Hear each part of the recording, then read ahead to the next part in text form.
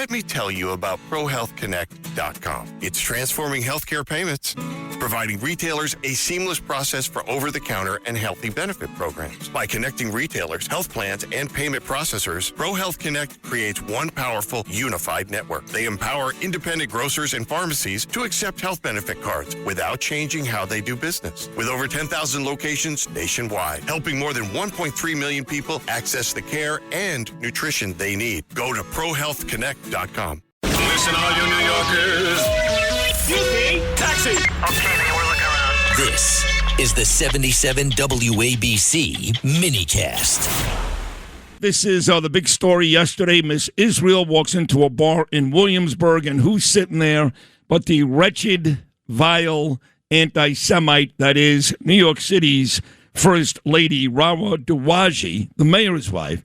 So I reached out to all my buddies, Emily Austin, Ghazal Mizrahi, till I finally tracked down Miss Israel. Her name is Melanie Shiraz, and she's joining us live, which is very nice, right now from somewhere unknown. I'm not going to give away where she is because you're crazy, you people out there. So, Melanie, good morning on this Wednesday morning. How are you? Hey, how are you? I'm doing great. Thank you for hopping on this morning, and thank you for agreeing to do this. It's a big story here in New York, and now it's all over the internet as well. So, yeah, it is. It's a big deal. So if you wouldn't mind, well, first of all, you were Miss Israel last year. Are you still Miss Israel? Yes. So Melanie Shiraz, Miss Israel 2025 through 2026. I still have a couple months left. Couple of months left. Okay. And is Miss Israel like an annual thing? So somebody else next year? Is it 2 years? Yeah. How long do you hold that title? It's annual. It's annual in every country. Okay. And where in Israel do you live? I'm curious.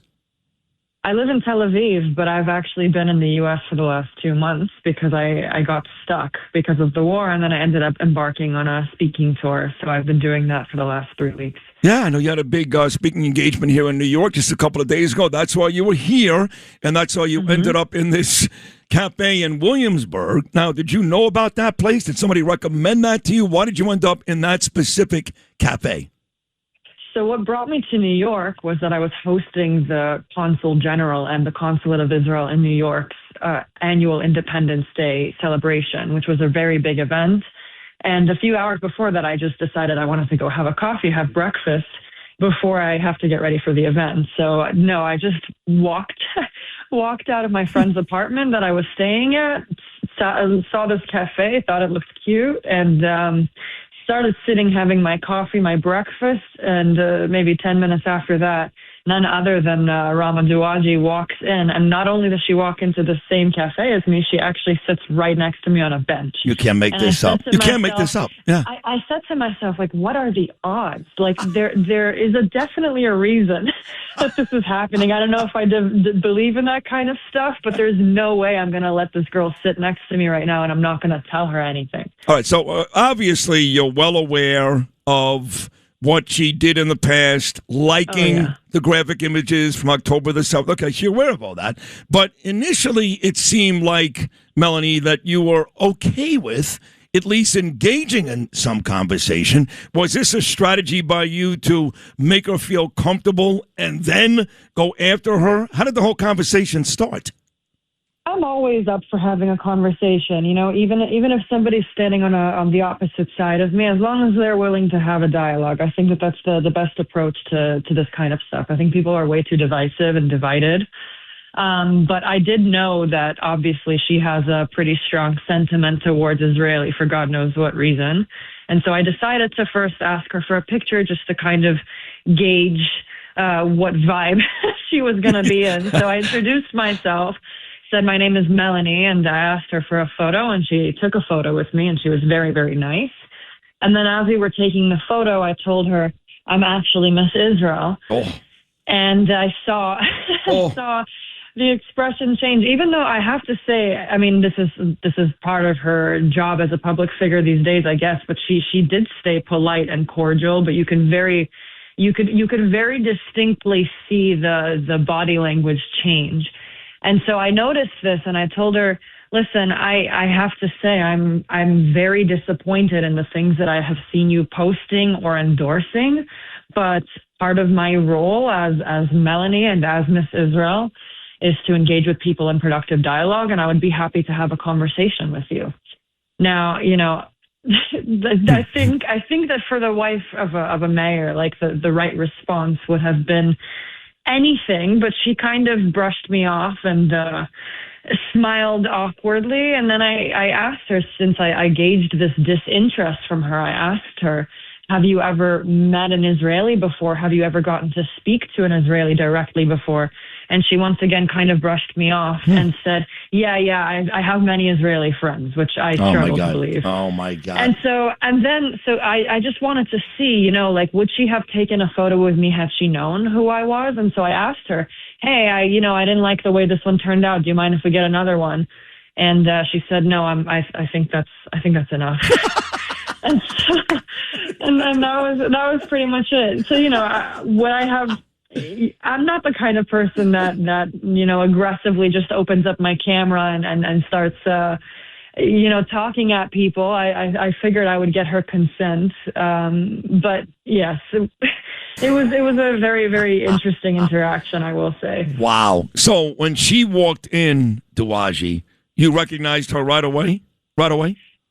I did, but I was just thinking to myself, like, what are the odds that this girl is sitting right next to me? Like, there's no way. Yeah. But she also looked so much like the photos or like the persona that they try to present about her. She came in with her little sketchbook or notebook or whatever it was. She had like wired headphones.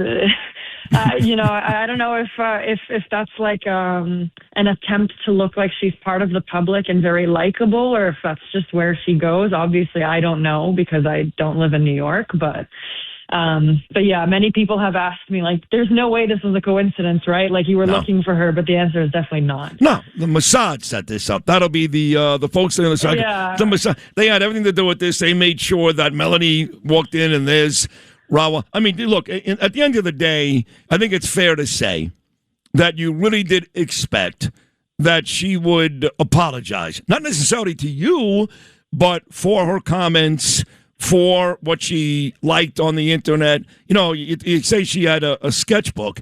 She's also involved with a lady in these children's books that also hates the Jews. Very, very public with her anti. Yeah, so everything she does, everything this woman does centers around hating Jewish people. If she would have said to you, Mel, listen, I don't feel that way. That was a long time ago. That doesn't go away. But at least try to make some type of explanation.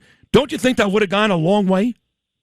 Oh, definitely. I mean, she publicly apologized I think it was a few weeks ago. And obviously, I think she was forced to, because the style of rhetoric that she was found endorsing just kind of reached a new low or a new extreme.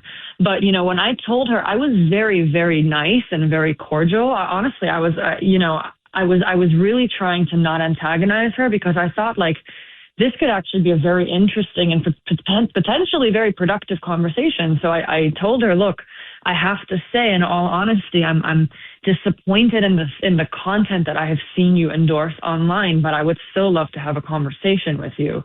And, when I said that, she kind of, it was like a non-response. She kind of nodded or just kind of was listening to what I said, but without actually acknowledging it, which I think is it's weird, and it's kind of crazy for two reasons. Like, first of all, you publicly apologized, and so how is it that you can't apologize to an Israeli face to face? Hold on, well, she never. Hold on. When you say publicly apologize, Melanie, she never apologized for liking the graphic figures on October the 7th. It was a non-apology. No, it was a non-apology. Right. But what I'm saying is that it's a lot harder to do that publicly than it is to just acknowledge an Israeli telling you that they have seen you do this.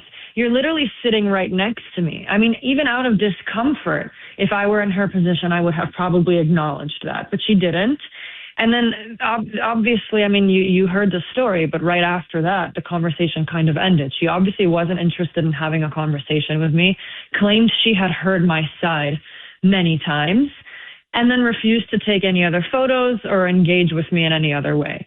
So, obviously, I think that it's very representative of a larger, of the larger picture, or like this is like a micro example of the macro. And it's something that I've experienced over the last several weeks touring campuses across the U.S., there's one side that is definitely open and willing to have dialogue, and there's one side that is not. And you can even see it in the style of protests that are going on. Never have I seen an Iran protest, against the IRGC, or a pro-Israel protest get as nasty as the Palestinian protest. That's right. You're 100% right. You're 100% right. It's very clear that there's a lack of willingness to have any amount of productive dialogue on one side. No, it was just sad to see, because this is the mayor's wife. This is not only it's not only like a mayor's wife, it's the mayor of New York City. Like there are so many Jewish people in New York City. So it's very disheartening to me to see that that's the approach in one of the most high density Jewish populations in the world. Listen to this podcast now On the Red Apple Podcast Network.